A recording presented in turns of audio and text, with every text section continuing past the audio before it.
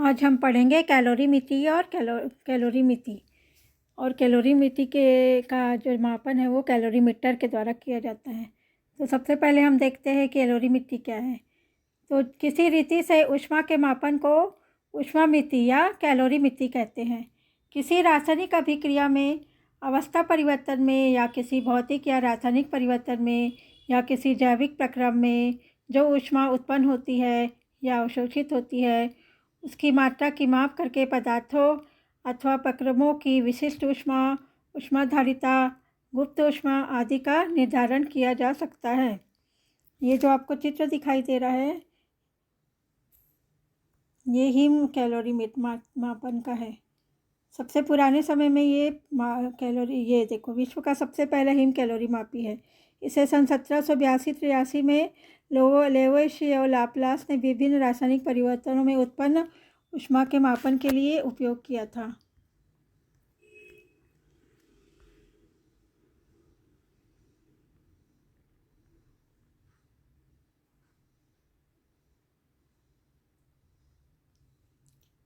एक और कैलोरीमेट्री की परिभाषा है। ये थोड़ी आपको समझ में नहीं आएगी, कठिन है, लेकिन मैं इसको सरल भाषा में बता देती हूँ कि किसी भी पदार्थ में ऊष्मा के हस्तांतरण को, जिसको बोलते हैं गर्मी हस्तांतरण की मात्रा को खोजने के लिए कैलोरीमेट्री को परिभाषित किया गया। उदाहरण के लिए किसी भी चरण संक्रमण या अन्य प्रकार के भौतिक परिवर्तनों के दौरान जो चर राशि में परिवर्तन का पता लगाने का उपकरण है वो कहलाता है कैलोरीमेट्री। अब कैलोरीमेट्री को नापने के लिए जिस उपकरण का उपयोग किया जाता है उसे कहते हैं कैलोरीमीटर। तो जो कैलोरीमीटर है वो किस सिद्धांत पर आधारित है?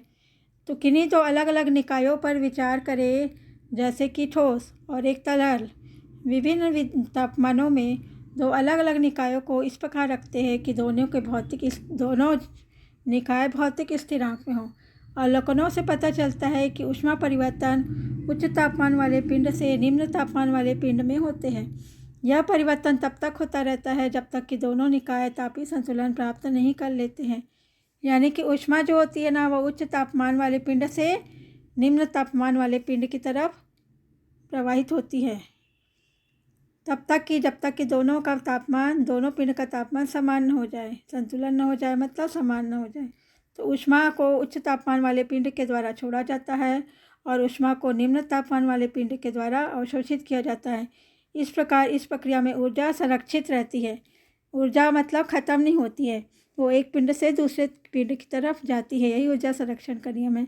तो कैलोरीमीटर भी इसी सिद्धांत के साथ कार्य करता है। तो कैलोरीमीटर का मुख्य सिद्धांत ऊर्जा संरक्षण का नियम है।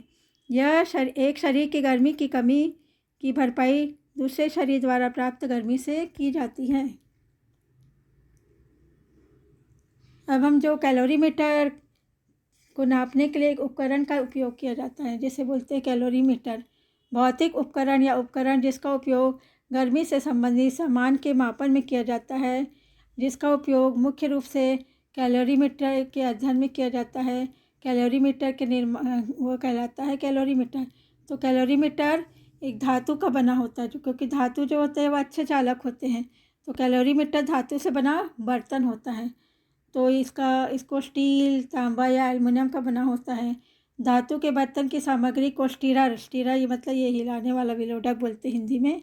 स्टीरर की मदद से हिलाने के लिए सुविधाजनक बनाया जाता है। तो इसके अंदर जो जल भरते हैं ना, उसको स्टीरर से, ये देखो कैलोरीमीटर के अंदर ये नीला नीला दिखा रहा है ना,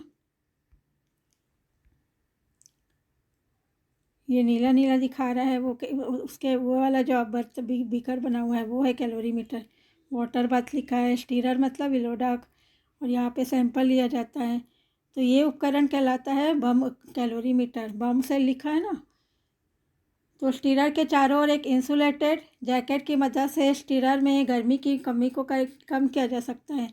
तो थर्मामीटर को एक छोटे से, ये देखो यहाँ पे थर्मामीटर भी लगा है, छोटे से उद्घाटन के माध्यम से डालने की अनुमति है। यानी कि थर्मामीटर को लगाया जाता है। ये टेम्परेचर को नापने के लिए एक मशीन है, टेम्परेचर रीडर। इसका उपयोग कैलोरीमीटर के अंदर होने वाले थर्मल परिवर्तन को नापने के लिए किया जाता है। तो कैलोरीमीटर के भीतरी भाग में जलाने के लिए, ये देखो सैंपल लिखा है ना, वहाँ पे जलाने के लिए कुछ नमूने का उपयोग किया जाता है उसको न। तो धातु के बर्तन में पानी होता है। बाहर में देखिए, ये बाहर में धातु का बर्तन है जो आपको स्काई सिल्वर कलर का दिख रहा होगा, वहाँ पे वो पानी है दिखा रहा है। तो धातु के बर्तन में पानी होता है। जब अंदर का ईंधन जलता है तो पानी गर्म हो जाता है और ईंधन की गर्मी का नुकसान पानी द्वारा प्राप्त गर्मी में परिवर्तित हो जाता है। तो पानी में ऊर्जा संरक्षित होती है। मतलब एक देखो, सैंपल को जलाए तो जो गर्मी उत्पन्न हुई वो कहाँ चले जाएगी, पानी में चले जाएगी। और पानी में जो तापमान बढ़ा उसको नापने के लिए क्या है, तो अपने पास थर्मामीटर है। तो परिणामों की सटीकता बढ़ाने के लिए पर्यावरणीय परिस्थितियों से कैलोरीमीटर उपकरण के इंसुलेटर द्वारा गर्मी के नुकसान को समाप्त किया जाता है। ये एक इंसुलेटर लगाया जाता है जिससे कि बाहर से कोई गर्मी वर्मी उसके अंदर प्रवेश ना कर सके। तो डाले गए थर्मामीटर का उपयोग करके पानी के ताप परिवर्तन को मापा जाता है और रीडिंग का उपयोग करके पानी की गर्मी की क्षमता और ईंधन के अंदर संरक्षित ऊष्मा की मात्रा को खोजने के लिए थर्मामीटर का उपयोग किया जाता है।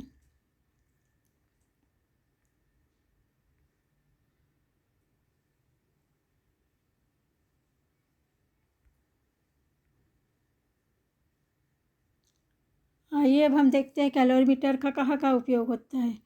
तो कैलोरीमीटर का उपयोग होता है वास्तविक जीवन में, बहुत उद्योगों में और प्रयोगशालाओं में, विभिन्न क्षेत्रों में उसका उपयोग होता है। पहले डिफरेंशियल स्कैनिंग कैलोरीमीटर का उपयोग किसी भी उत्पाद के सूत्र में परिवर्तन और उसके प्रभावों को खोजने में किया जाता है। रिएक्टर में सेंसर द्वारा उत्पन्न गर्मी को मापने के लिए प्रतिक्रिया कैलोरीमीटर का उपयोग किया जाता है। और एक स्थिर दाब कैलोरीमीटर हमें भौतिक और रासायनिक दोनों विधियों में एंथैल्पी परिवर्तन को मापने में मदद करता है। एडियाबैटिक कैलोरीमीटर का उपयोग रन टाइम प्रतिक्रियाओं का मूल्यांकन करने के लिए किया जाता है। बम कैलोरीमीटर का व्यापक रूप से विभिन्न प्रकार के क्षेत्रों में उपयोग किया जाता है, जैसे कुछ क्षेत्रों में अपशिष्ट पदार्थों का विश्लेषण, सीमेंट का निर्माण, कोयले और विस्फोटक जैसे ईंधन का विश्लेषण, भोजन और पोषण, पशु आहार में अनुसंधान आदि। उदाहरण के लिए ऑक्सीजन बम कैलोरीमीटर का उपयोग खाद्य परिरक्षण के क्षेत्र में भोजन के में गर्मी की मात्रा की गणना करके किया जाता है, जो कि भोजन की कैलोरी को निर्धारित करने में मदद करता है। कैलोरीमीटर का प्रकार देख लेते हैं। एक रुद्धोष्म कैलोरीमीटर, लगातार दबाव कैलोरीमीटर, प्रतिक्रिया कैलोरीमीटर, डिफरेंशियल स्कैनिंग कैलोरीमीटर, बम कैलोरीमीटर। तो हम लोग सिद्धांत तो पहले पढ़ चुके हैं। ये ऊर्जा संरक्षण के सिद्धांत पर आधारित है। तो ऊष्मा परिवर्तन उच्च तापमान वाले पिंड से निचले तापमान की पिंड की होता है। ये तब तक होता है जब तक